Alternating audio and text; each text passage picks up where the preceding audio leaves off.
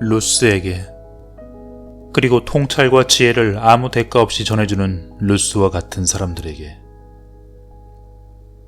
사람에 대한 연민의 진짜 의미를 끊임없이 가르쳐주는 존경하는 달라이라마 성악께 이 책을 바칩니다. 1968년 캘리포니아주 랭커스터. 그날 아침에 마술용 가짜 엄지손가락이 없어졌다는 사실을 알아챘다. 내가 가장 아끼는 물건을 넣어두는 침대 및 나무 상자에 넣어두었었다. 그 상자 안에는 아무렇게나 쓴 낙서, 아무도 모르게 쓴 시들, 그리고 전 세계에서 매일 20곳의 은행이 털리고 있다거나, 달팽이는 3년간 잠을 잘 수 있다거나, 인디애나주에서는 원숭이에게 담배를 주는 게 불법이라는 등등 두서없이 새로 알게 된 재미있는 이야기가 담긴 작은 공책이 있었다. 또 그 안에는 다 닳아버린 데일 카네기의 인간관계론도 있었는데, 사람들이 당신을 좋아하게 만드는 6가지 방법을 열거한 페이지에 모서리가 접혀 있었다. 나는 그 6가지를 기억해서 외울 수 있었다. 나는 사람들에게 말할 때 이 6가지를 지키려 노력했지만 한 가지는 조금 달랐다. 미소를 짓긴 했으나 항상 입을 꾹 다문 채였다. 어릴 때 커피 탁자에 부딪혀 넘어지면서 앞니 유치가 깨지는 바람에 그 후로 앞니가 삐뚤어진 채 자랐고 그 부분이 짙은 갈색으로 변색되었기 때문이다. 그것을 고치려 치과에 갈 만한 돈이 우리 부모님에게는 없었다. 웃을 때마다 변색된 뻐드렁니를 보여주는 일이 너무 당황스러워 나는 항상 입을 다물려고 애썼다. 그 책 말고 나무 상자 안에 마술용품도 넣어놓았었다. 표시된 카드 한 팩, 5센트를 10센트로 바꿀 수 있는 장치가 된 동전 몇 개, 그리고 내가 가장 아끼는 물건인 마술용 플라스틱 엄지손가락이 들어있었다. 마술용 엄지는 실크 스카프나 담배를 숨길 수 있는 마술도구였다. 그 책과 마술용품은 나한테 매우 중요했다. 아빠의 선물이라서 그랬다. 나는 몇 시간이고 가짜 엄지손가락을 들고 연습을 했다. 그것을 끼고 손에 쥐는 방법을 익힌다는 게 쉽지 않았고, 눈치채지 못하게 슬그머니 그 안에 스카프나 담배를 집어넣어 마술처럼 사라지도록 하는 일도 어려웠다. 하지만 오래 연습한 끝에 친구들과 아파트 이웃들 앞에서 그 마술을 해낼 수 있었다. 그런데 오늘 그 마술용 엄지를 잃어버린 것이다. 없어졌다.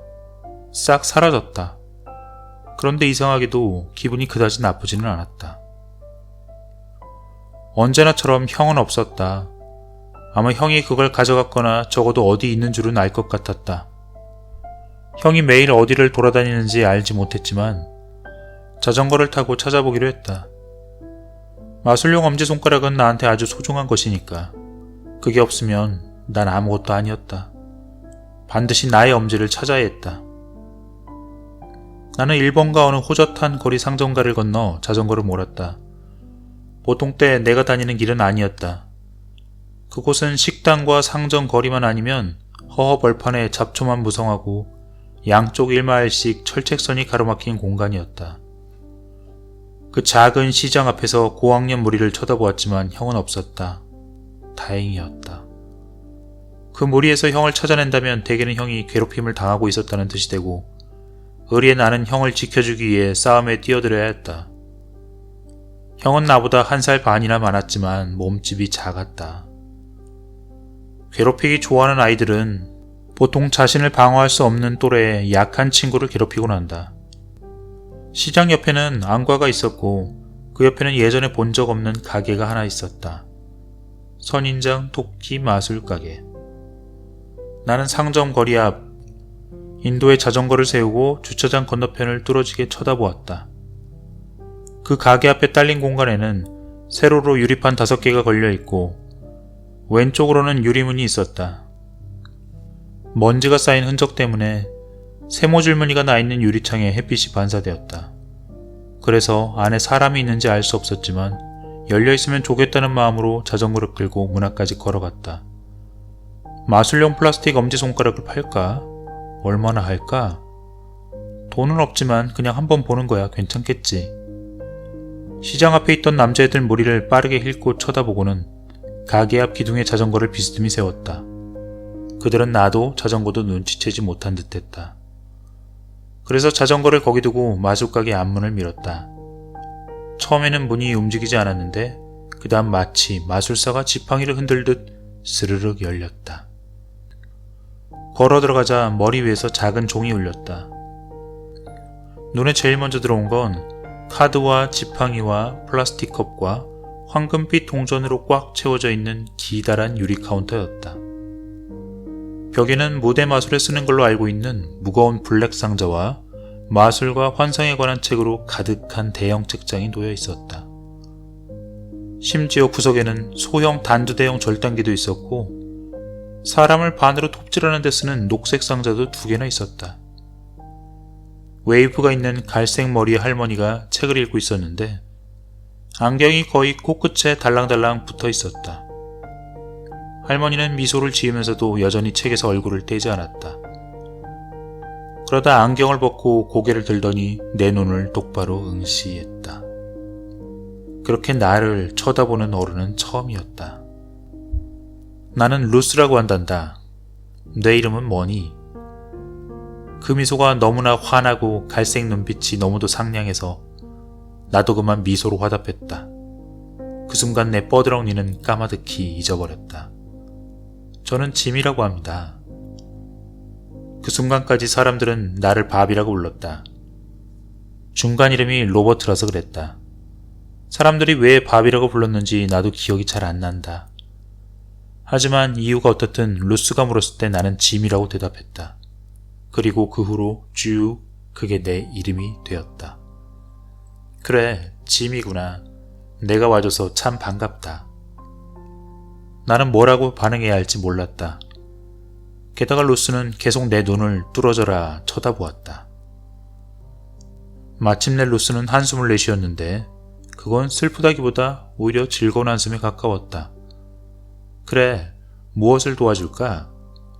아주 잠시 머리가 하얘졌다. 내가 왜 이 가게에 들어와 있는지 기억나지 않았다.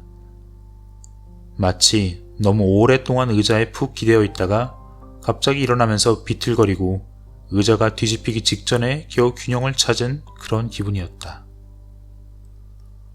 내가 대답할 거리를 찾을 때까지 루스는 참을성 있게 기다려 주었으며 여전히 미소 짓고 있었다. 제 엄지손가락이요. 내 엄지손가락이라니? 플라스틱 엄지를 잃어버렸거든요. 여기에 있나요? 루스는 나를 쳐다보곤 마치 내가 무슨 말을 하고 있는지 모르겠다는 듯 어깨를 으쓱해 보였다. 마술에 쓰는 도구죠. 특히 TT 플라스틱 엄지손가락 끝이라고 해요. 내가 비밀 하나 말해줄까? 나는 사실 마술용품에 대해선 하나도 모른단다. 나는 끝없이 늘어선 제품과 온갖 종류의 마술용품을 둘러보곤 다시 루스의 얼굴을 쳐다보았다. 당연히 놀랐다. 우리 아들이 가게 주인인데 지금은 없어. 난 그저 여기에 앉아 책 읽으면서 심부름하러 간 아들이 돌아오기를 기다리고 있단다.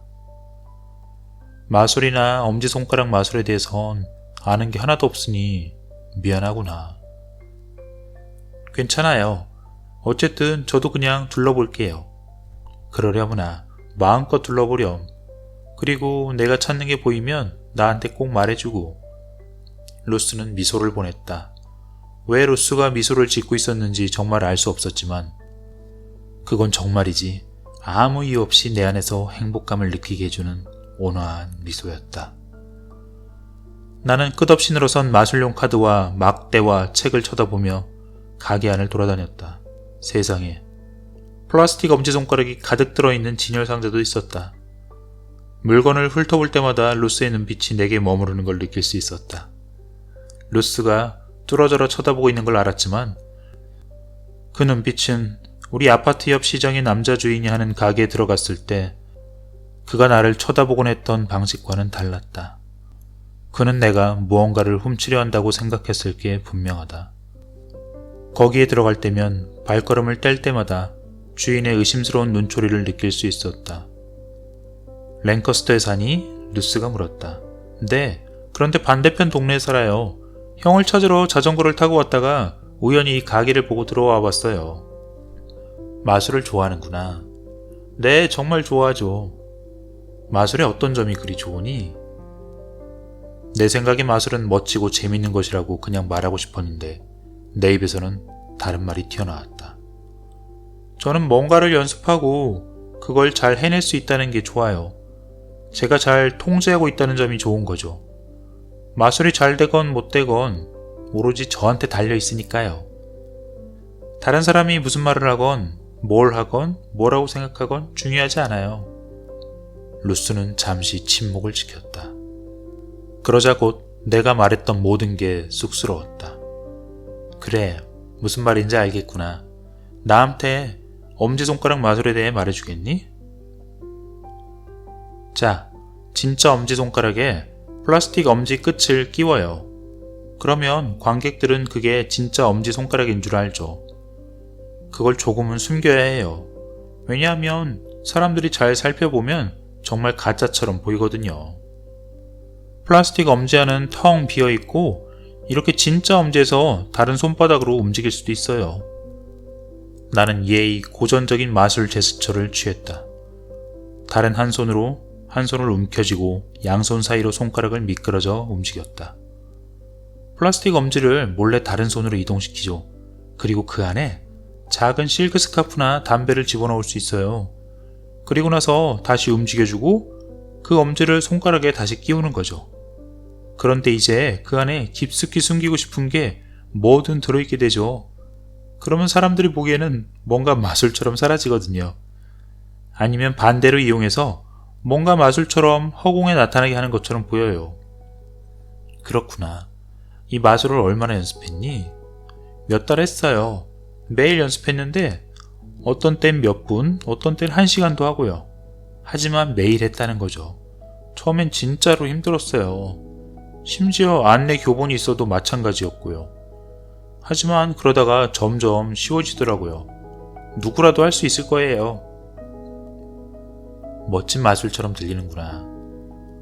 그리고 내가 그렇게 연습했다는 게 멋지구나. 그런데 왜 그 마술이 된다고 생각하니? 무슨 말씀이세요? 어째서 이 마술이 사람들한테 통할 거라고 생각하는 거니? 너도 말했어. 그 엄지는 가짜처럼 보인다고 말이야. 그런데 그게 어째서 사람들을 속일 수 있는 마술이 되는 거지? 갑자기 루스의 표정은 매우 진지해 보였고 정말로 나한테 무언가를 가르쳐주고 싶어 하는 것 같았다. 나는 정말이지 그게 누구든 특히 어른이 나한테 뭔가를 설명하거나 가르쳐주는 상황이 거북하기만 했다. 잠시 그 질문을 생각해 보았다. 그게 제 생각에는 마술사가 너무 잘해서 사람들을 속일 수 있으니까 그 마술이 통하는 것 같아요.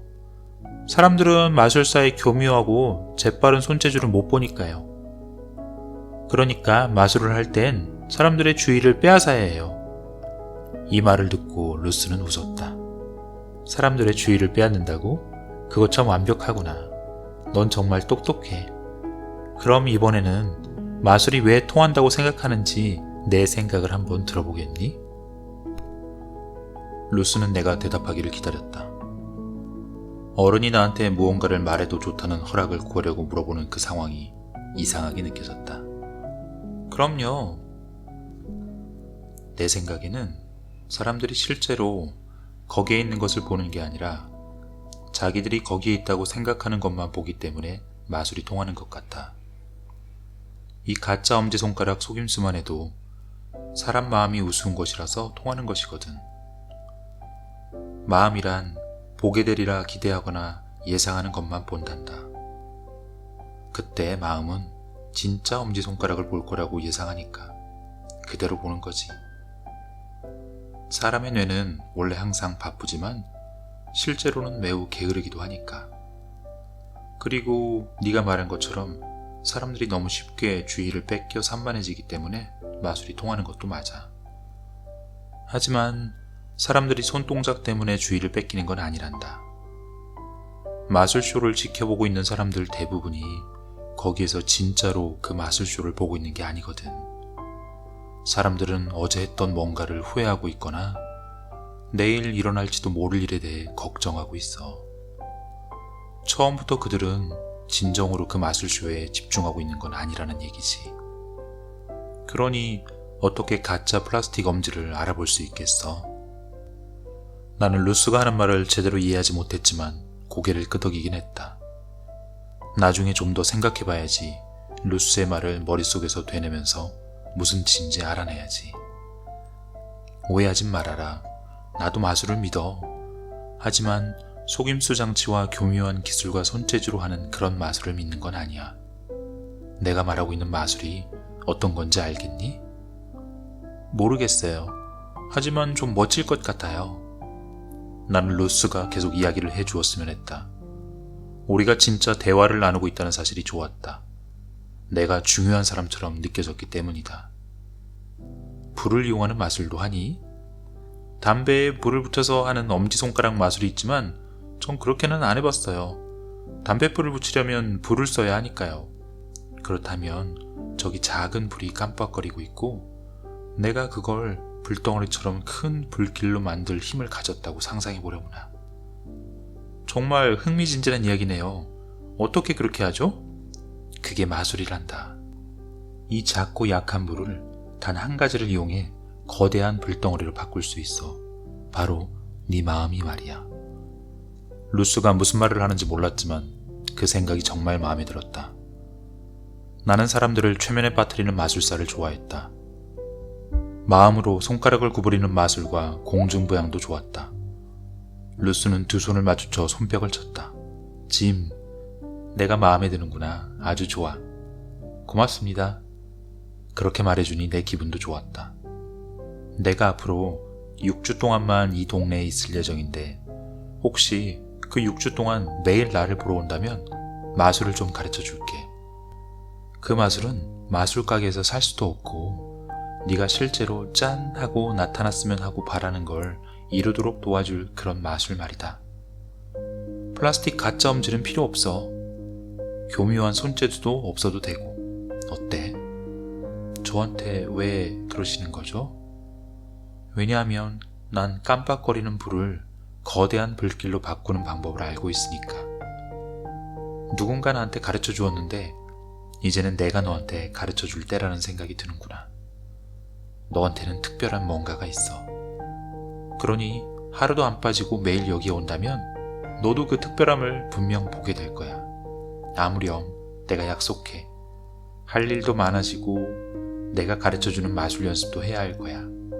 엄지손가락 마술 연습보다 훨씬 더 많이 해야 할 텐데. 하지만 약속하마. 내가 너한테 가르쳐줄 마술은 내 삶을 바꿔줄 것이란다. 그 말에 뭐라고 대답해야 할지 몰랐다.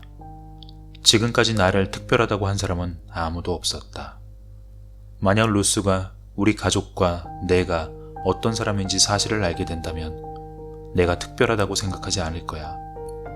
그리고 과연 루스가 나한테 난데없이 뭔가 나타나도록 가르쳐줄 수 있다는 말을 내가 과연 믿고 있는지도 확신이 없었다. 하지만 오늘 그랬던 것처럼 루스와 더 많은 대화를 나누고 싶었다. 루스와 함께 있으니 마음이 즐거웠다. 더 행복했다. 사랑받는 기분과 비슷하다고 해야 할까? 정말이지 전혀 모르는 사람한테서 이런 마음을 느끼다니 참 이상했다. 루스의 모는 누가 봐도 할머니였지만 눈빛은 달랐다. 그 눈빛에는 불가사의와 비밀과 모험이 담겨 있었다. 올여름 나를 기다리는 다른 모험은 없었다. 그런데 여기 이 할머니가 나한테 내 삶을 바꿀 수도 있는 뭔가를 가르쳐 주겠다고 말하고 있었다. 정말 이상한 일이었다.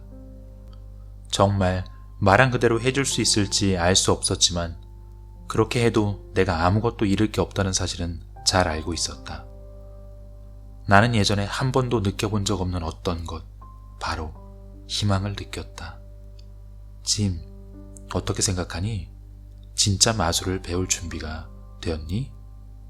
그 간단한 질문으로 내 삶의 전체 궤적 그리고 운명이 장차 나를 위해 준비해두었던 모든 것이 송두리째 바뀌었다. 중략. 루스는 나한테 아침 10시에 가게로 오라고 했다. 첫날, 나는 마치 생일과 크리스마스 아침이 한꺼번에 굴러온 것처럼 마음이 들떠서 일찍 잠에서 깼다. 실은 전날 밤도 잠이 잘 오지 않았다. 루스가 무엇을 가르쳐 줄지 전혀 감이 오지 않았지만 그런 건 상관없었다. 그냥 루스에게 뭐라도 더 이야기할 수 있기를 바랐고 어디론가 간다는 것도 기분이 좋았다. 내가 중요한 사람이 된 듯한 느낌이었다.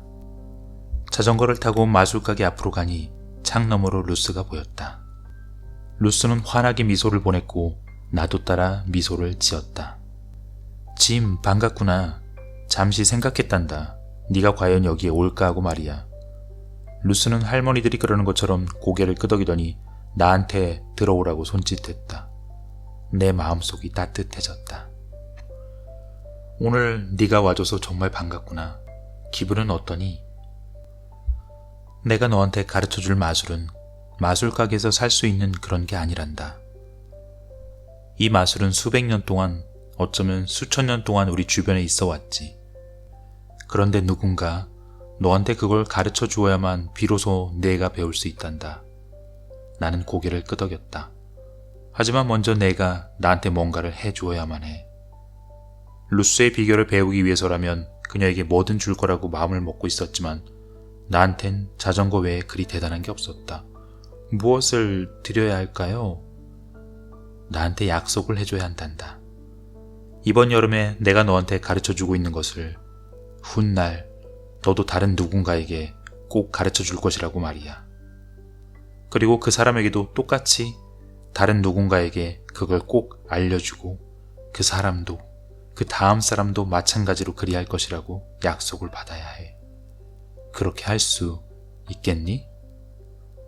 내가 누구한테 그걸 가르치게 될지 도대체 알 수 없었다. 게다가 그 시점에서 내가 그것을 다른 누군가에게 가르칠 수 있을지 없을지조차 확신이 서지 않았다. 하지만 루스는 나를 많이 쳐다보며 대답을 기다리고 있었다. 그래서 단 하나의 정답만이 있음을 눈치챘다. 약속할게요. 자, 눈을 감으렴. 내가 바람 속에 흩날리는 하나의 나뭇잎이라고 상상해 보려무나. 나는 두 눈을 뜨고 찡그렸다. 나이에 비해 키는 정말 컸지만 내 몸무게는 겨우 54kg을 넘겼을 뿐이었다. 그러니까 나는 바람 속에 흩날리는 나뭇잎이라기보다 땅 속에 박힌 잔가지에 더 가까웠다. 자, 눈을 감아보자꾸나. 루스는 상냥하게 말하며 고개를 끄덕였다. 나는 다시 눈을 감고 바람 속에 흩날리는 나뭇잎을 상상하려고 했었다. 아마도 루스는 내가 나뭇잎이라고 생각하도록 최면을 걸 생각인 것 같았다. 예전에 무대 최면술사를 본 적이 있는데 그는 관객들을 향해 다양한 가축이라고 생각하게끔 만들었다. 그리고 나서 사람들이 서로 싸움을 벌이도록 했었다. 나는 마구 웃음이 터져나와 그만 눈을 뜨고 말았다. 루스는 손바닥을 아래로 하여 두 손을 허벅지에 가만히 올려둔 채 내 맞은편 의자에 똑바로 앉아 있었다. 그리고 나지막히 한숨을 쉬었다. 짐, 첫 번째 마술은 내 몸 안 모든 근육의 긴장을 푸는 방법을 배우는 것이란다. 그게 생각만큼 쉽지는 않아. 내가 긴장을 풀고 편안한 기분을 느껴본 적이 있었는지 생각나지 않았다. 난 언제나 냅다 달려가거나 마구 싸울 준비를 하고 살았던 것 같았다. 다시 눈을 떴다. 그러자 루스는 오른쪽으로 고개를 갸우뚱하더니 내 눈을 똑바로 바라보았다. 너를 아프게 하려는 게 아니란다. 너를 도와줄 거야. 날 믿어줄 수 있겠니? 루소가 지금 하고 있는 말을 곰곰이 생각했다. 살아오면서 누군가를 믿었던 적이 있을까? 확실히 어른들은 믿지 못했다. 하지만 지금껏 나한테 믿어달라고 부탁한 사람은 아무도 없었다. 그래서 루스가 그렇게 말해주는 게 참 좋았다. 나는 루스를 믿고 싶었다. 나한테 가르쳐 주어야 한다던 것도 배우고 싶었다. 하지만 이런 상황이 전부 이상하게만 느껴졌다. 왜 그래야 하죠? 왜 나를 도와주려고 하는 건가요? 내가 물었다. 우리가 만나던 순간 너한테 가능성이 있다는 걸 알았단다. 그걸 보았어. 그래서 너도 그 가능성을 볼 수 있도록 가르쳐주고 싶은 거란다. 나는 가능성이 대체 무엇인지, 내게 그런 게 있다는 걸 루스가 어떻게 알았는지 혼란스러웠다. 당시 1968년 그 여름날에는 어쩌면 루스가 마술 가게에 어슬렁거리며 들어왔던 사람 누구한테나 가능성을 볼 수 있었을 텐데, 그 중에서 결국 내가 선택되었다는 엄연한 사실도 미처 인식하지 못했다. 좋아요. 믿어요. 나는 답했다. 그렇다면 좋아. 거기서부터 우리는 시작할 거야. 이제 내 몸에 초점을 맞추렴. 기분이 어떠니? 잘 모르겠어요. 자전거를 타는 걸로 생각해보자꾸나. 내가 정말 빠르게 자전거를 탈 때 내 몸 안에서 어떤 느낌이 들지? 느낌이 좋아요. 그런 것 같아요. 지금 내 심장은 어떤 상태니? 뛰고 있어요. 이렇게 말하면 나는 웃었다. 느리게 아니면 빠르게? 빠르게 뛰어요. 좋아. 네 손은 어떤 느낌이니? 아래를 내려다보니 의자 가장자리를 꽉 붙잡고 있는 내 손이 보였다. 나는 손에 긴장을 풀었다. 손도 이제 느긋하게 풀었어요. 좋아. 호흡은 어떠니? 깊게 쉬고 있니? 아니면 얕게 쉬고 있니? 루스는 호흡을 길게 들이쉬었다가 내쉬었다. 이렇게 하고 있니? 아니면 이렇게 하고 있니? 이번에 루스는 숨이 차서 헐떡이는 강아지처럼 빠르게 숨을 쉬기 시작했다. 그 둘 사이 어디쯤인 것 같아요. 초조하니? 아니요. 나는 거짓말을 했다. 다시 다리를 떨고 있는데 조금 초조한 것 같아요. 몸은 우리 안에서 일어나고 있는 일에 대한 신호로 가득 차 있단다. 몸은 정말 놀라운 것이지. 누군가 너한테 기분이 어떠냐고 물어보면 넌 잘 모르겠다고 대답할 수도 있어.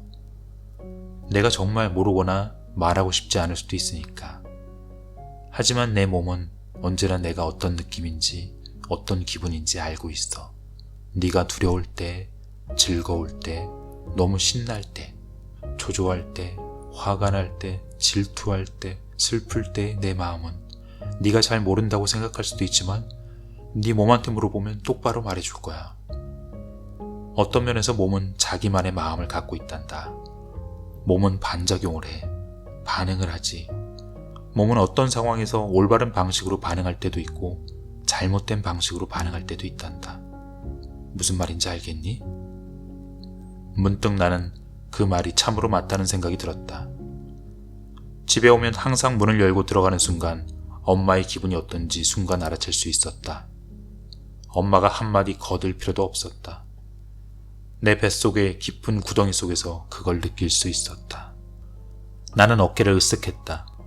루스가 말하고 있는 것을 따라가려고 노력하고 있었다. 정말로 슬프거나 정말로 화가 난 적이 있니? 이따금 그래요. 나는 화가 난 적이 많았지만 그렇게 말하고 싶지 않았다. 네가 화가 났을 때나 두려웠을 때가 언제였는지 그 예를 하나 이야기해 줬으면 좋겠구나. 그러면 네가 그 얘기를 해줄 때 네 몸 안에서 어떤 느낌이 드는지에 대해 우리가 이야기를 나눌 수 있을 거야. 내 마음은 마구 내달리기 시작했다. 루스에게 어떤 이야기를 해줘야 할까? 가톨릭 교회에 다녔는데 수녀님이 나를 손바닥으로 철썩 때리는 바람에 생각할 겨를도 없이 나도 수녀님을 되받아쳤던 그때 이야기를 해야 할까? 아니면 아빠가 다시 술에 취해 집에 왔던 목요일 밤에 대해 말해야 할까? 그도 아니면 엄마를 병원에 모시고 갔을 때 의사가 했던 말을 듣고 의사를 때려주고 싶었다거나 아니면 쥐구멍으로 숨고 싶었다거나 사실은 둘 다 하고 싶었다는 이야기를 해도 될까? 짐, 네 생각의 목소리가 너무 커서 나한테도 다 들리는구나. 내가 그걸 불러낼 수는 없단다. 네가 생각하고 있는 걸 지금 이 순간 곧바로 나한테 말해주려무나. 루스에게 말하고 싶지 않은 온갖 것들에 대해 생각하는 중이에요. 루스는 미소 지었다. 그래, 알았어. 네가 무슨 말을 해도 잘못되었다고 말할 수 있는 건 없단다. 지금 우리는 네가 어떤 느낌이고 어떤 기분인지에 대해 이야기하고 있어. 감정은 맞거나 틀리거나 하지 않아. 그건 그냥 감정일 뿐이란다. 나는 루스가 하고 있는 말을 정말로 믿지 않았다. 나는 나의 감정, 나의 분노, 나의 슬픔, 그러니까 내 감정이 나를 휘몰아치는 듯한 모든 방식에 대해 엄청난 수치심을 느꼈다. 도망치고 싶었다. 내 다리는 지금 1초당 1마일의 속도로 올라갔다 내려갔다 하는구나. 루스가 말했다. 내가 셋을 셀게. 그러면 나한테 이야기를 시작했으면 좋겠어. 네가 말하려고 하는 것에 대해 더 이상 깊이 생각하지 말고. 알았지? 자. 그래도 여전히 내 머리와 마음은 그다지 당황스럽지 않은 말할 거리를 찾아내느라 마구 튀어나오는 온갖 생각과 감정을 채워버리려고 미친 듯이 애쓰고 있었다. 정말이지 루스를 놀라게 하고 싶지는 않았다. 만약 루스가 카톨릭 신자라서 내가 수녀님을 때려 학교에서 쫓겨나 누나와 매형이 사는 집으로 보내졌다는 이야기를 듣고 기겁하면 어쩌지? 거기서도 싸움을 해서 그 학교에서도 쫓겨났다는 이야기를 듣고 깜짝 놀라면 어쩌지? 만약 내가 너무 폭력적인 아이라는 걸 알고서 더 이상 마술 가게로 오지 않았으면 하고 바란다면 어떻게 하지? 만약 아빠가 술에 잔뜩 취해서 우리 자동차를 부셔버린 일에 대해 내가 너무 화가 났었다는 이야기를 하면 어떨까? 그래서 자동차 앞이 완전히 움푹해지고 뒷범퍼는 밧줄로 묶어 타고 다녀야 하는 상황이라 누가 말하지 않아도 그 모습 자체가 보세요. 우린 너무 가난해서 차를 고칠 만한 돈도 없어요 라고 온 동네에 광고하고 다니는 처지가 된 것에 화가 나서 미칠 지경이라면 루스는 어찌 생각할까? 내가 버르장머리 없는 나쁜 아들이라고 생각하면 어쩌지? 셋, 시작. 우리 아빠는 술을 마셔요. 매일은 아니지만 많이 마시죠. 술을 마시러 나가면 몇 주 동안 사라지고 없어요. 그러면 우리는 먹고 살 돈이 하나도 없어져요. 정부에서 주는 공공지원금이 있지만 그걸로는 너무 빠듯해요. 아빠가 술을 마시지 않을 땐 아빠한테 걸리지 않으려고 전부 발끝을 들고 집안을 돌아다녀요. 집에서 술이라도 마시는 날엔 늘 고함을 치고 소리 지르고 물건을 깨고 엄마는 울기 시작하죠. 이런 일이 일어나면 우리 형은 사라지고 없고 나는 내 방 안에 숨지만 혹시 일이 잘못될 경우를 대비해 다 듣고 있어요. 엄마가 늘 걱정이죠. 엄마는 많이 아파서 거의 하루 종일 침대에 누워 있으니까요. 아빠가 술을 마시면 엄마 상태는 항상 더 나빠지고 싸움을 하게 돼요. 아빠가 집에 오면 엄마는 아빠한테 고함을 질러요. 그러고 나서 아빠가 집을 나가면 엄마는 조용해지죠. 엄마는 여간해서 침대에서 나와 뭘 먹거나 뭘 하지 않아요. 무엇을 어찌해야 할지 저도 잘 모르겠어요. 계속하렴, 짐. 루스는 정말로 내 말을 귀 기울여 듣고 있었다. 내가 말하고 있는 것을 정말로 듣고 싶어 하는 것 같았다. 충격을 받은 것처럼 보이지도 않았다. 루스는 다 이해하는 듯 초콜릿치 쿠키 같은 미소를 지어 보였다. 내가 지금 말하고 있는 것을 다 알고 있는 것 같았다. 아니면 적어도 우리 가족이 너무 가난하다는 이유로 우리 가족을 먼지만도 못한 쓰레기라고 생각하는 건 아닌 것 같았다. 어서 이야기를 계속하렴. 루스는 나를 격려해 주었다. 한 번은 제가 학교를 마치고 집에 왔는데 집안이 조용한 거예요. 뭔가 좀 이상한 느낌이 드는 그런 조용한 분위기였어요. 엄마 방으로 가보니 누워 계셨어요. 엄마는 약을 한 움큼 다 드셨던 거예요. 평소 먹는 진정제였는데 한꺼번에 너무 많이 먹었던 거죠. 나는 옆집으로 달려가서 옆집 아주머니에게 병원까지 태워달라고 부탁해야 했어요. 예전에도 그 아주머니가 그렇게 해주신 적이 있거든요. 그러니까 엄마는 예전에도 이런 사고를 낸 적이 있었어요. 병원에서 엄마는 침대에 누워 계시고 나는 엄마 옆에 앉아 있었는데 커튼 저편에서 병원 사람들이 이야기하는 소리가 들렸어요. 어떤 남자는 엄마 때문에 이따위 서류를 모두 작성하는 게 너무 괴롭다며 예전에도 엄마가 그런 적이 있다고 말하면서 이런 사람들한테 시간을 낭비하는 일이 지친다고 말하는 거예요. 같이 있던 여자는 크게 웃으면서 어쩌면 이번이 마지막일 수도 있지라는 투로 말을 하더군요. 정말이지 나는 어찌해 볼 수가 없었어요. 그러자 두 사람은 같이 웃더라고요. 나는 너무 화가 나서 커튼을 찢어버리고 그 두 사람한테 소리쳤어요. 병원 사람들이 그러면 안 되는 거잖아요. 그리고 엄마한테도 너무 화가 났어요. 왜 이렇게까지 하는지 도저히 이해할 수 없었으니까요. 불공평하고 당혹스러운 일이었어요. 또 엄마를 그렇게까지 화나게 하고 슬프게 하는 아빠한테도 화가 났어요. 엄마, 아빠, 그리고 병원에 있는 모든 사람에게 다 화가 났어요. 정말로. 정말로 때로는 미쳐버릴 만큼 화가 나요. 이제 이야기를 마쳤는데 어찌해야 할까. 루스는 나를 마주한 채 의자에 앉아있고 나는 내 못난 테니스 신발에 난 구멍만 뚫어져라 쳐다본다. 짐. 루스는 부드러운 목소리로 내 이름을 부른다. 지금 이 순간 네 몸은 어떤 느낌이니? 나는 어깨를 으쓱해 보였다. 이제 루스가 우리 가족에 대해 알게 되었으니 나에 대해 어떻게 생각할까? 내 뱃속 느낌이 어때? 좀 아픈 것 같아요. 가슴은 어때? 단단히 조이는 느낌이에요. 좀 아파요. 머리는 어떻고? 지끈지끈해요. 눈은? 나는 왜 그랬는지 모르지만 루스가 그렇게 물어보는 순간 그저 눈을 감고 울고만 싶었다. 울면 안 돼. 울고 싶지 않았지만 어쩔 도리가 없었다. 눈물 한 방울이 볼을 타고 흘러내렸다. 뭔가 눈을 찌르는 것 같아요. 내 부모님이 대해 이야기해줘서 고맙다, 짐. 때때로 우리는 무슨 말을 해야 할까 생각하는 것 자체를 멈출 필요가 있단다. 그리고 우리가 말해야 할 걸 그냥 말하면 되는 거지. 그렇게 말하기는 쉽죠. 루스와 나는 함께 웃었다. 그 순간 나는 기분이 조금 나아졌다. 이제 가슴이 아까만큼 조이는 기분은 들지 않아요. 좋아, 그거 잘 되었구나. 이제 너한테 네 몸 안의 모든 근육의 긴장을 푸는 방법을 가르쳐 줄 거란다. 매일 1시간씩 이걸 연습했으면 좋겠구나.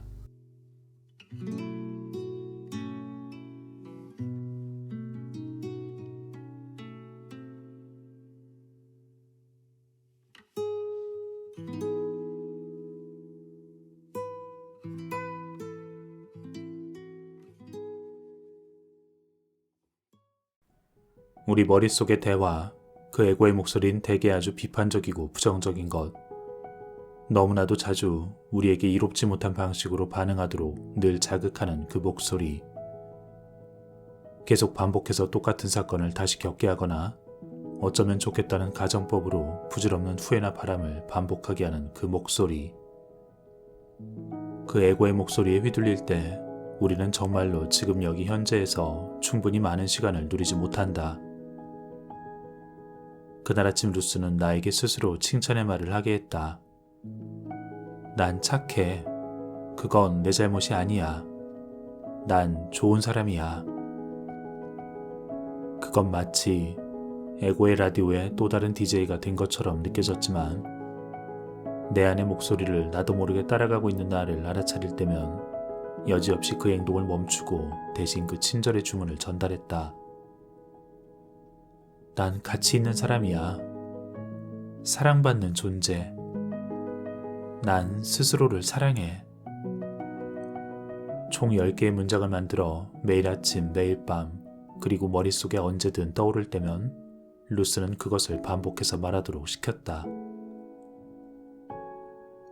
다음으로 루스가 시킨 훈련은 나 자신과 우리 가족 그리고 친구들, 나아가 심지어 내가 좋아하지 않거나 그럴 만한 가치가 없는 사람들에게까지 그 애정어린 생각을 전달하는 일이었다. 사실 그건 누구에게나 쉬운 일이 아니었다. 난 혼란스러워졌고 루스는 그것을 알아차리고 이렇게 얘기했다. 짐, 사람들에게 상처를 주는 사람들은 사실 상처를 가장 많이 받은 사람들이야. 하지만 그럼에도 그건 힘들었다.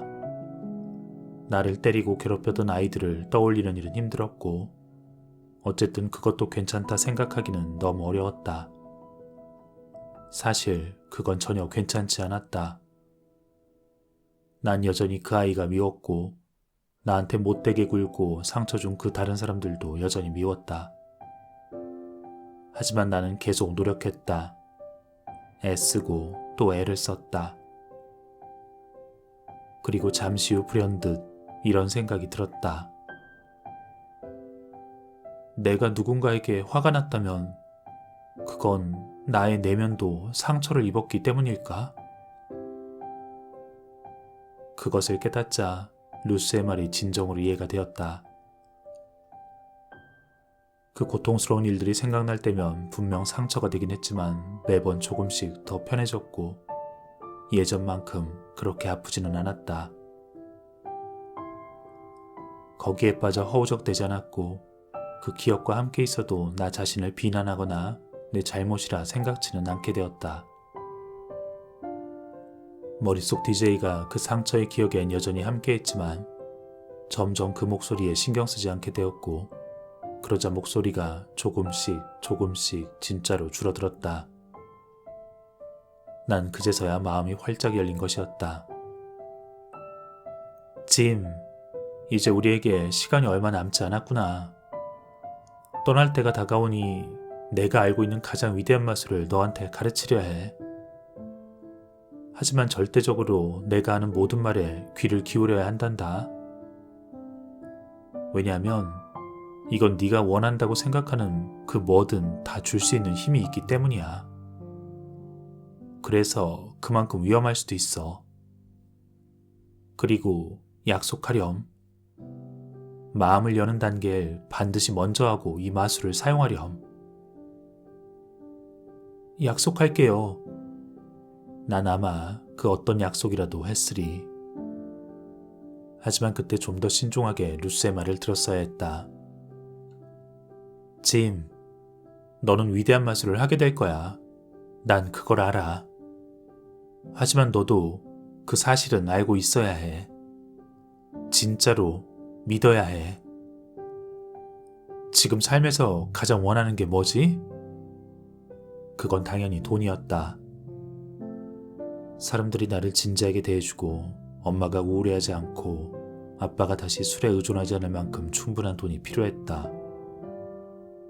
많은 돈이 필요해요. 얼마나? 구체적으로 말해보렴. 충분한 돈이요. 짐, 네가 말하는 충분한 돈이 정확히 얼마인지 그걸 알아야 돼. 난 내가 하고 싶은 모든 걸 상상해보았다. 100만 달러요. 그러면 충분한 돈 같아요. 자, 이젠 네가 그 돈을 가지고 있는 모습을 상상해보렴. 그 돈을 보라는 뜻이 아니야. 그렇게 충분한 돈을 가진 것처럼 보이는 너의 모습을 보라는 거야. 우리가 원하는 걸 상상할 땐 두 가지가 있어. 하나는 너 자신을 영화 속에 나오는 장면처럼 떠올리는 거고, 다른 하나는 원하는 걸 이룬 그 상태에서 너의 눈으로 보이는 세상을 떠올리는 거야. 나는 눈을 감고 그 미래를 상상하려 했었다. 포르쉐가 보였고 내가 운전하는 모습이 보였다. 하지만 마치 TV를 시청하는 것 같았다. 비싼 레스토랑과 큰 저택도 보였지만 마찬가지였다. 쉬울 거라고 생각했는데 어렵네요. 연습을 해야 해. 시간이 필요하지. 그럼 결국 네가 직접 포르쉐를 운전하고 있는 것처럼 포르쉐를 볼 수 있게 될 거야. 그 순간 가죽 핸들을 쥔 너의 손의 느낌이 어떠한지, 차에선 어떤 향이 나고 차의 소리는 어떻고, 속도계를 내려다보고 얼마나 빨리 달리는지도 느껴보고, 그리고 그때 바깥 풍경은 어떻고, 차를 운전할 때 너의 몸은 어떤 느낌이고, 그걸 전부 상상해야 한다고요? 할 게 많지. 하지만 그게 비결이야. 그래야만 네가 원하는 걸 모두 가질 수 있어. 다음날 나는 루스가 시키는 대로 10가지 소원을 적어갔다. 집에서 쫓겨나지 않고 크리스랑 데이트를 하고 대학을 가서 의사가 되고 100만 달러를 벌고 롤렉스 시계와 포르쉐, 큰 저택과 섬과 성공. 목록을 보더니 루스가 얘기했다. 짐, 정말 이걸 만들기 전에 마음을 확실히 열었었니? 난 고개를 끄덕였다. 처음이자 마지막으로 루스에게 거짓말을 했다. 하지만 어쩔 수 없었다. 시간이 며칠밖에 남지 않았으니. 네가 의사가 되고 싶어하는 줄은 몰랐구나. 4학년 때 직업에 날 시간이 있었다. 그때 와준 의사선생님은 나에게 참으로 진지하게 대해주었다. 난 별 쓸데없는 질문을 10가지도 넘게 했지만 그는 질문에 모두 대답해주고 내가 마치 어른이라도 되는 듯 나에게 악수를 청했다. 아마 넌 언젠가 의사가 될 거야. 하지만 당시의 나로선 그건 마치 내가 달에 가는 것만큼이나 상상조차 할 수 없었던 일이었다. 하지만 그는 진지하게 내 눈을 보면서 얘기했다. 네가 이 일을 좋아하는 걸 난 알 수 있단다. 그래서 네가 정말로 좋은 의사가 될 거라고 말할 수 있는 거야. 너 스스로 부족하다고 생각하지는 마. 그 말이 계속 머릿속에서 떠나지 않았다. 그게 무슨 의미인지는 사실 확실하진 않았지만 말이다.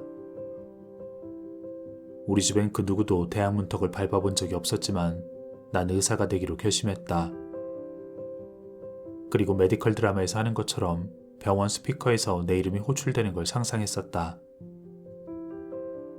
의사가 되고 싶어요. 루스에게 말했다. 그리고 이내 다시 이렇게 말을 고쳤다. 의사가 될 거라는 걸 제가 이미 알고 있어요. 의사가 되려면 어떻게 해야 할지 나는 정말 아무것도 몰랐다. 하지만 그 순간 그 일이 현실이 될 거라는 걸 나는 이미 알고 있었다. 그거야. 바로 그거란다. 그렇게 아는 것 말이야. 네가 의사가 될 거라는 걸 반드시 알아야 해. 그리고 마치 네가 의사인 것처럼 마음속에 그렇게 그림을 그리렴. 의사의 눈으로 세상을 바라봐.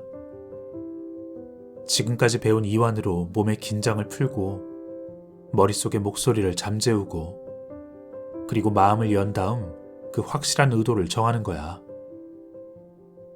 날마다, 매주, 매달, 해마다 머릿속에서 그 모습이 선명하게 보일 때까지 계속 그렇게 하렴. 정말로 현실이 돼요? 이 마술이 정말로 효과가 있다는 걸 약속해 줄 수 있어요? 짐, 너한테 절대로 거짓말하지 않아. 약속하마.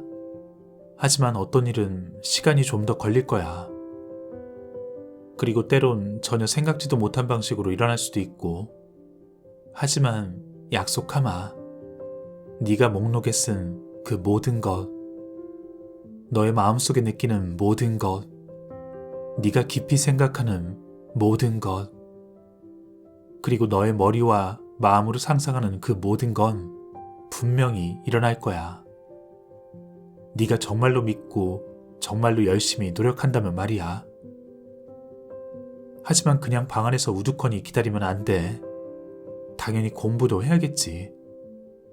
그러다 보면 무언가 불가사의한 일이 그 소원을 너한테 끌어다 줄 거야. 난 집으로 돌아와 그 특별한 걸 모아둔 상자에서 공책을 꺼냈다. 그리고 빈 페이지를 찾아 메뉴에 루스의 마술이라고 적었다. 그리고 소원 목록의 첫 번째를 읽었다. 집에서 쫓겨나지 않기. 전에도 우리 가족은 쫓겨난 적이 있었다. 경찰이 오고 퇴거 통보를 하고 그리고 집주인이 고용한 사람들이 우리 물건을 거리에 내던졌다. 이웃과 친구들 모두 우리가 쫓겨나는 모습을 지켜보고 우리는 달리 갈 데가 없었다. 결국은 노숙자 쉼터로 인도되고 우리 집 가재독은 전부 쓰레기장으로 가게 된다. 그런 일을 다시는 겪고 싶지 않았다. 루스와 함께하는 그 주의 남은 기간 매일, 그리고 혼자 있을 때에도 몇 시간이고 나는 상상을 했다. 우리 가족이 그대로 집에 사는 모습을 그려보고 월세를 내고 행복해하는 모습을 보았다. 하지만 때로는 좋지 않은 상상을 하고 있는 내 모습을 발견하곤 했다. 집을 비우게 하기 위해 찾아온 사람들의 그 거친 노크 소리. 루스는 떠날 거고 난 결국 집 없는 신세로 전락하고 말 거라는. 그 두 개의 이미지가 머릿속에서 싸움을 벌였지만 난 힘겹게 월세를 내는 모습과 우리가 집에 그대로 살게 되는 모습을 상상하며 보았다. 집에서 쫓겨날 날이 다가오고 있었지만 내가 가진 유일한 힘으로 그 상황에 맞서 싸웠다. 토요일 아침 루스에게 작별 인사를 했다. 루스는 오랫동안 나를 안아주었다. 짐, 네가 자랑스럽구나. 고맙습니다. 저한테 가르쳐주신 모든 것에 감사해요. 작별 인사를 하자니 조금 어색했다. 무언가 더 의미 있고 거창한 장면이 연출될 줄 알았는데 닐은 손님을 맡고 있었고 그게 다였다. 난 자전거를 타고 집으로 향했다. 그리고 방 안에서 루스가 이곳을 떠나는 것에 대해 생각하고 있었다. 그리곤 잠시 후 현관을 두드리는 그 소리가 들렸다. 난 화들짝 놀랐고 노크 소리가 또 한 번 들렸다. 성이 나서 우격다짐으로 고집을 피워놓은 듯한 그 소리, 속이 울렁거렸다. 심장은 빠르게 뛰고 두 발은 바닥에 붙어버린 것 같았다. 문 두드리는 소리는 계속됐지만 엄마는 방 안에 누워 계시고 아빠와 형은 집에 없었다. 나 말고 문을 열어줄 사람은 아무도 없었다. 그리고 문을 열었다. 그런데 당연히 순찰차와 보안관이 있을 거라 생각했는데 정장 차림의 웬 남자가 서 있었다. 그리고 아버지가 집에 있는지 물었다. 지금 집에 안 계신데요? 그러면 아버지에게 진작 돈을 갚지 못해서 죄송하다고 좀 전해주렴. 이 봉투를 아버지에게 전해주면 돼. 그리고 기다려줘서 고맙다고 그 말도 꼭 전해주렴. 그 남자는 봉투를 건네주고는 가버렸다. 난 현관문을 닫고 손에 쥔 봉투를 내려다보았다. 이름과 주소가 있었고 난 그 안을 열어보았다. 돈이 보였다. 많고도 많은 돈. 안방으로 달려가 엄마에게 봉투를 주었다. 엄마는 봉투를 열더니 천천히 돈을 세었다. 앞으로 3개월치 월세를 낼 수도 있고 공과금도 조금 내고 먹을거리까지 살 수 있을 만큼 충분한 돈이었다. 나는 믿을 수가 없었다. 그 마술이 통했던 것이었다. 정말로 그 마술이 효과가 있었어. 나는 자전거를 타고 최대한 빨리 마술 가게로 갔다. 루스는 닐과 함께 그때 막 가게 밖으로 나오고 있었다. 루스! 루스! 나는 거의 비명을 지르듯 소리쳤다. 두 사람은 인도 위에 멈추었고 나는 다가가 루스의 눈을 뚫어지게 쳐다보았다. 루스! 그 마술이 진짜로 통했어요. 내 눈엔 눈물이 그렁그렁 맺혔다. 그 마술 말이에요. 그거 진짜예요. 루스는 두 팔로 나를 감싸더니 꼭 안아주었다. 알고 있단다. 그렇고 말고 이젠 네가 알게 되었어. 네 안에 가진 너의 신말이야. 넌 배울 준비가 되어 있었고 난 영광스럽게도 너를 가르치게 되었던 거야. 짐, 모든 사람은 내면의 그 힘을 가지고 있어. 그저 그걸 사용하는 방법을 배워야 하는 것뿐이지. 하지만 기억하렴. 너한테 가르쳐준 그 마술은 정말로 강력한 힘을 가지고 있어. 준비되지 않은 사람 손에선 상처를 주고 고통을 일으킬 수도 있지. 그리고 이것도 기억하렴. 현실로 만들어내는 건 바로 너의 생각이야. 그리고 네가 그 현실을 직접 만들어내지 않으면 다른 사람들이 멋대로 너의 현실을 만들어낼 거라는 걸. 나는 그렇게 루스가 떠나가는 모습을 지켜보았고 소원 목록에서 첫 번째 것을 지웠다. 그리고 곧 나머지 소원도 이렇게 지우게 되리라는 사실을 잘 알았다. 나는 랭카스터를 싫어했다. 분명 우리 가족의 처지 때문에. 하지만 그곳이 아니었다면 나는 루스를 만나지 못했을 것이다. 거기에, 그때, 그 장소. 만나야 할 바로 그 사람을 그렇게 만나게 되었던 것이다. 루스를 만나기 전 나의 현실은 갈 길을 잃어버린 듯한 느낌이었고, 삶이란 그저 운이 있는 사람과 운 없는 사람의 불평등한 공간이었다. 내가 중요한 사람이 될 수 있다거나 그때 살고 있던 그 초라하고 끔찍한 현실을 벗어날 수 있다는 그 어떤 현실적 가능성도 보지 못했었다. 하지만 루스를 만난 후 세상을 다르게 보았고 나 자신도 다르게 보았다. 그리고 무한한 가능성이 있는 세상을 믿게 되었다. 내가 원하는 건 무엇이든 나 스스로 만들어낼 수 있고 이 사실이 나한테 힘과 목적의식을 심어주었다.